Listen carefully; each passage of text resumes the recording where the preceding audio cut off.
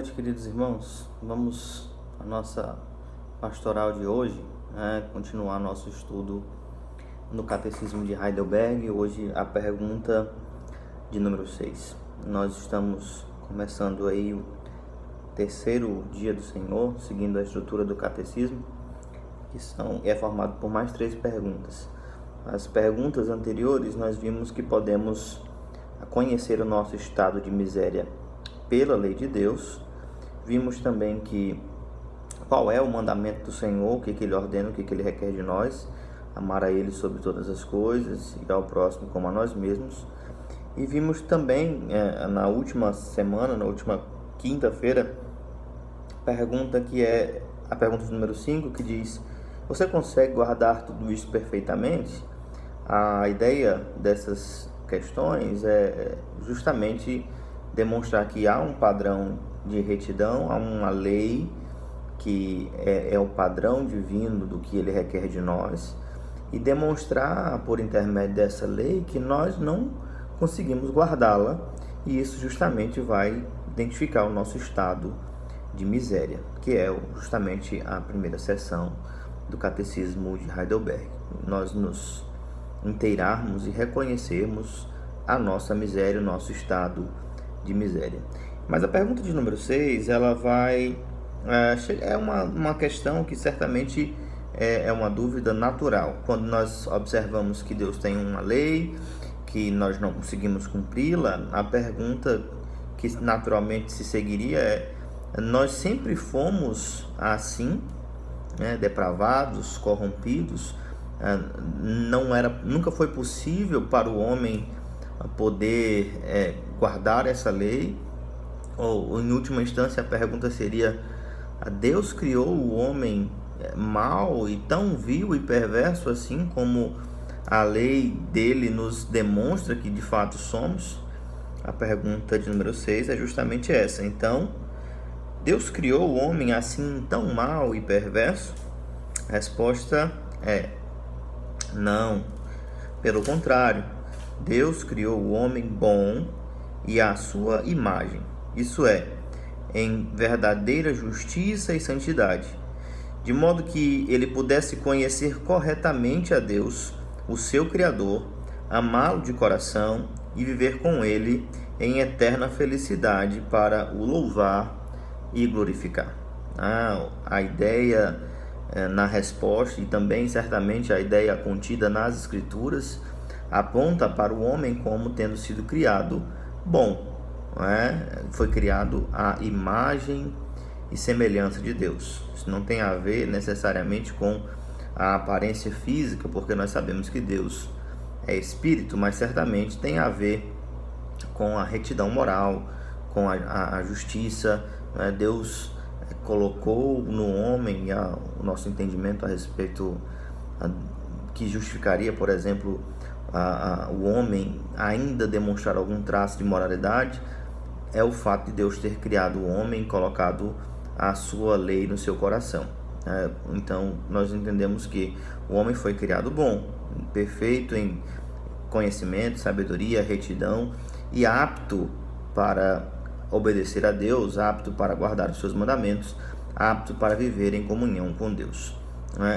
Deus criou o homem bom, nós cremos nisso. A diferença a respeito do que nós cremos para o que a maioria da sociedade crê é que a sociedade, em grande parte, ainda crê que o homem ele ainda nasce bom. E o que nós cremos é que ele foi feito bom, ele foi formado por Deus bom. No entanto, voltando ao Éden, nós vamos perceber que esse homem bom era também, por parte do Senhor, livre. O Senhor lhe deu um mandamento para que ele guardasse e vivesse, ou em desobediência morresse. Porque o Senhor Deus decidiu fazer desta forma ou agir desta forma, isso certamente está dentro do sábio conselho de sua vontade. Mas nós cremos sim que Deus soberanamente determinou todas as coisas, e ainda assim Deus criou o homem bom e lhe deu arbítrio. Ele poderia ter feito que de fato a lei, o mandamento do Senhor requeria dele. No entanto, como nós conhecemos na história do Éden, não foi isso que o homem fez. O Senhor ordenou que eles não comessem da árvore que estava no centro do jardim. Enganados, né, e seduzidos pela a serpente, Satanás, eles duvidaram da veracidade do que o Senhor disse a respeito da sua lei, do seu mandamento. Seduzidos pela serpente, eles passaram inclusive a acreditar que Deus estava mentindo a respeito do fruto e que em consumindo este fruto eles se tornariam iguais a Deus. Perceba a artimanha de Satanás, ela faz com que os homens eles tropecem no mesmo pecado que foi cometido por ele. Lembre-se que no início, antes do pecado adentrar o mundo, ele aconteceu na esfera celestial, quando Satanás desejou usurpar a glória de Deus e caiu com 1/3 dos anjos. Então a cobiça era este pecado, e Satanás articulosamente faz com que Eva e posteriormente seu esposo desejem aquele fruto que era proibido. Vejam e é curioso porque esse comportamento ele se reflete ainda nos nossos dias. As sugestões de Satanás sobre o pecado são justamente que ele não é mau como Deus diz que é. São justamente que o pecado ele vai muito pelo contrário do que Deus diz, que traz morte, condenação e destruição. Mas não, isso vai te fazer bem. Na verdade, Satanás vai dizer em última análise que o que Deus disse a você a respeito do pecado é mentira. Então você pode seguir a sua própria vontade, seguir aos seus próprios, como eu posso dizer, a sua própria percepção a respeito da verdade. O que você vê, o fruto era agradável aos olhos, a conversa sedutora da serpente conquistou os ouvidos, e disse: você pode confiar na sua própria percepção a respeito da verdade e então escolher o que você quer ou não. Ou seja, você pode decidir e você pode então dirigir os seus próprios passos. Você não está submisso a um governo soberano de Deus em última análise. Essas são algumas inferências a respeito dos conceitos que são apresentados por Satanás a Eva e posteriormente, indiretamente ao seu esposo, embora muitos creiam que ele estava ali próximo quando a serpente estava seduzindo Eva. Então o que acontece logo imediatamente após Eva rejeitar o mandamento de Deus e, além de quebrar este mandamento, comendo o fruto que o Senhor ordenou que não comesse, ela também o dá a seu marido e ele come também, desobedece a Deus também e consome também o fruto que havia sido proibido. E o que acontece então? Aquele homem que foi formado bom, apto para viver em comunhão com Deus, ele entra numa condição distinta da condição que ele foi formado, que ele foi criado. Ele agora muda a sua situação. O Senhor havia prometido de fato que se comesse do fruto o homem morreria. Algumas pessoas vão afirmar: mas ele não morreu, ele estava vivo. A falta de entendimento a respeito do significado de morte, da própria tradução e do conceito que é posto sobre a língua original. Nós sabemos que há uma separação, a ideia de separação, uma separação que acontece imediatamente, a separação de Deus, a comunhão que havia, ela deixa de existir. Então o homem torna-se inimigo de Deus e é separado de Deus por conta da sua transgressão. Futuramente nós vamos ter uma separação da alma e o corpo, que é o que nós chamamos de morte.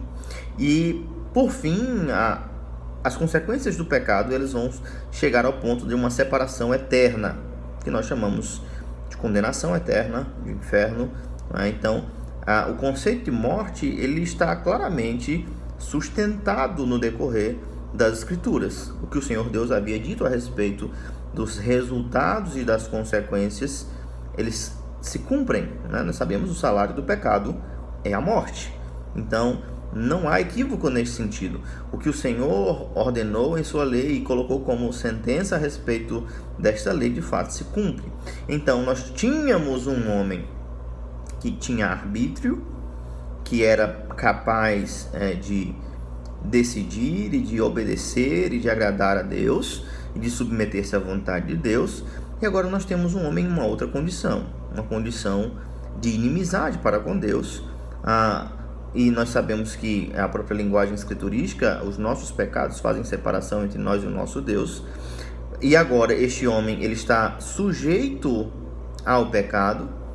Antes, um homem que era sujeito a Deus, que poderia sujeitar-se a Deus, agora não pode mais fazê-lo e ainda está sujeito ao pecado.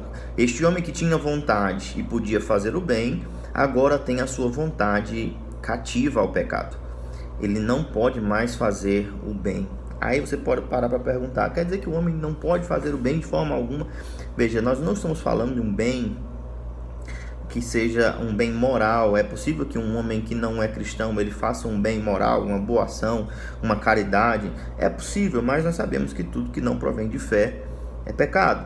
Então a ideia é, eles podem fazer boas ações, mas eles podem dar bons frutos, eles podem agradar a Deus. Este homem que está morto e agora é inimigo de Deus, ele faz as coisas que faz visando a glória de Deus, visando qualquer outro fim que não seja a glória de Deus. Então todo e qualquer homem falha terrivelmente no seu propósito criacional, que é a glória de Deus. Por causa do pecado, todo homem falha, por melhor que seja aos olhos da sociedade, falha perante o seu propósito original, que é a glória de Deus. Não glorifica a Deus porque não pode fazê-lo, porque está morto em seus delitos e pecados, porque tem a sua vontade escravizada. E essa é a nossa real condição.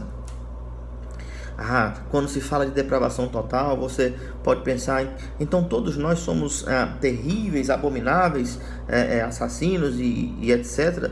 A depravação total significa que ela atinge todas as áreas da nossa vida. Este é um primeiro aspecto. Físico, os nossos pensamentos, não é? As nossas ações. Ela é uma depravação que se estende em todos os âmbitos. Nós somos depravados nesse sentido. Se você fala retamente, certamente nós não podemos adentrar a tua mente, teus pensamentos, mas Deus conhece teu coração.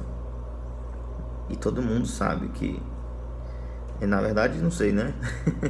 Eu entendo que seja assim porque é o que acontece comigo.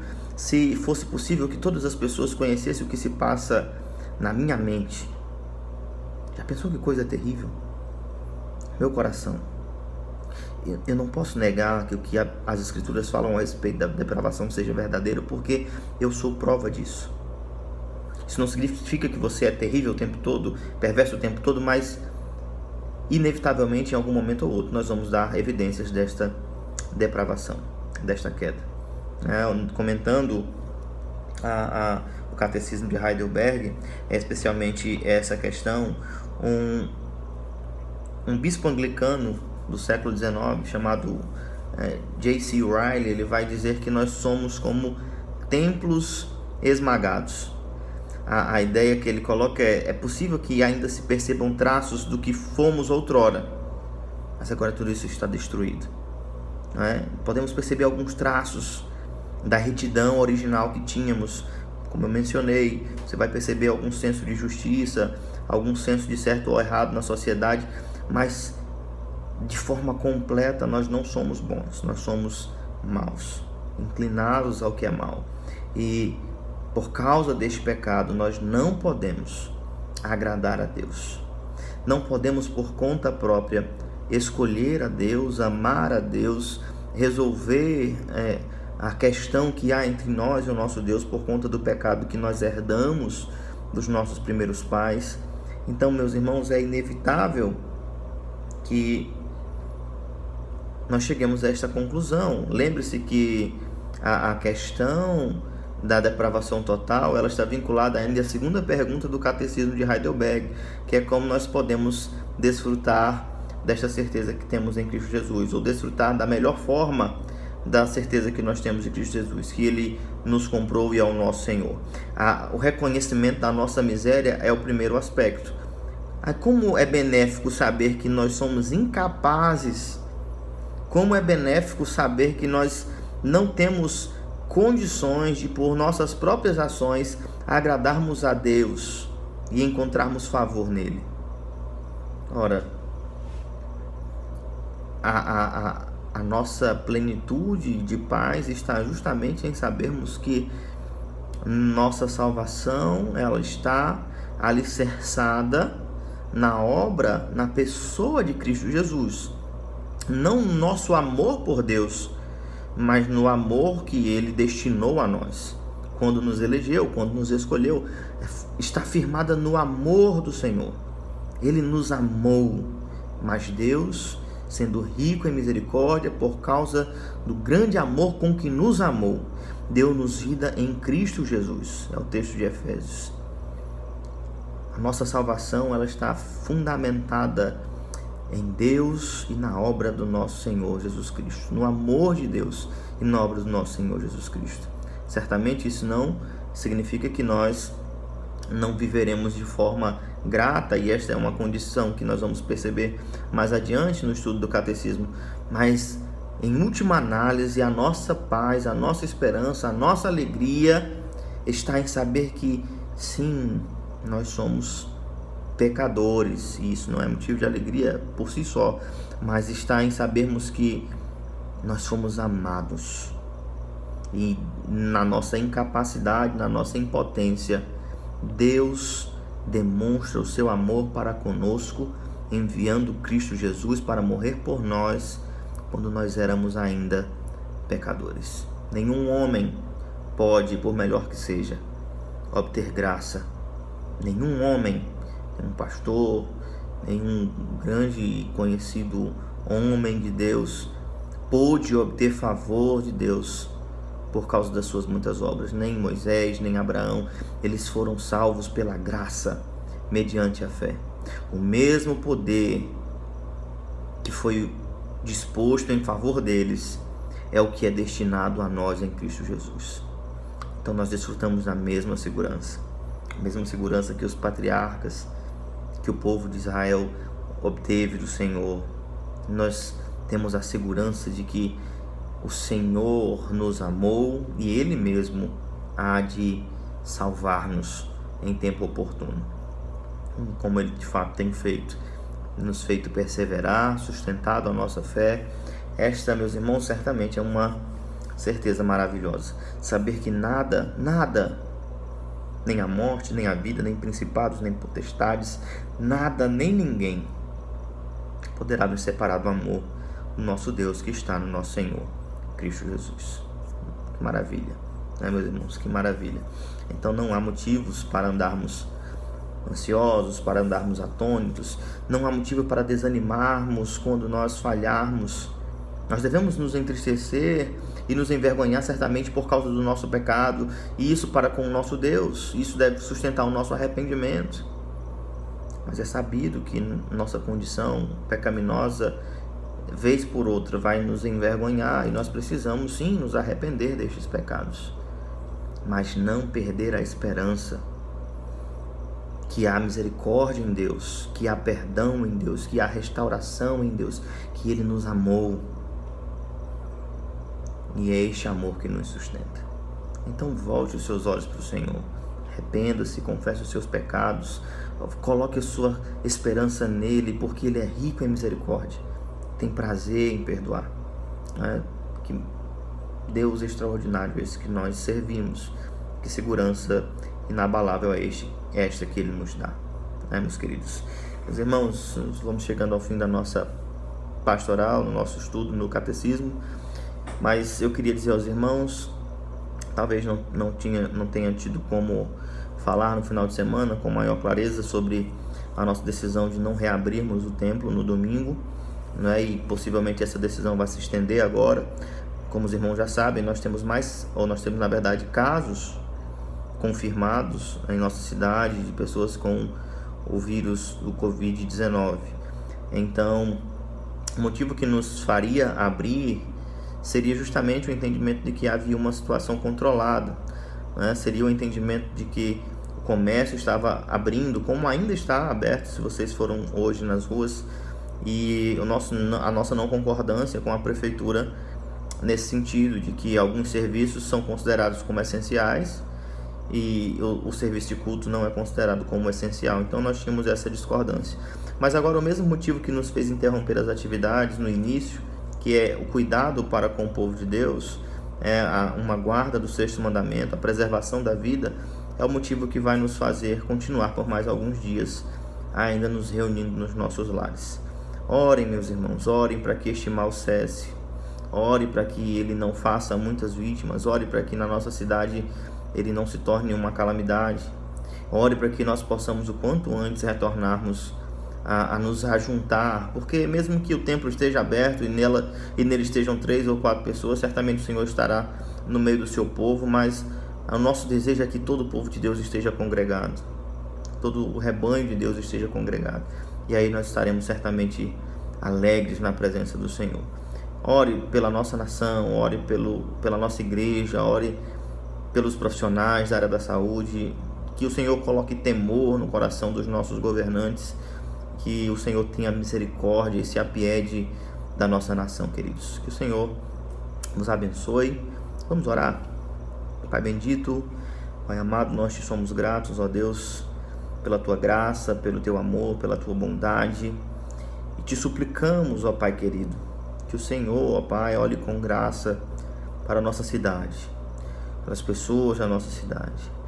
Preserve, ó Deus, o teu povo. Guarda, ó Deus, o teu povo.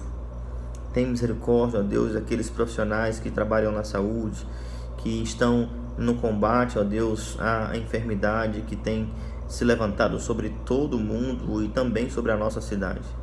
Nós suplicamos, ó Deus, porque cremos que o Senhor é soberano e que só o Senhor, no teu poder, pode de fato dar um fim efetivo a toda esta calamidade.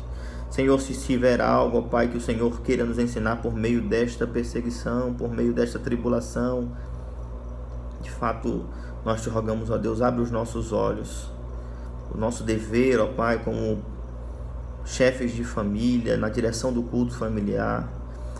Senhor, o nosso descaso tantas vezes com o teu culto, com a vida cristã.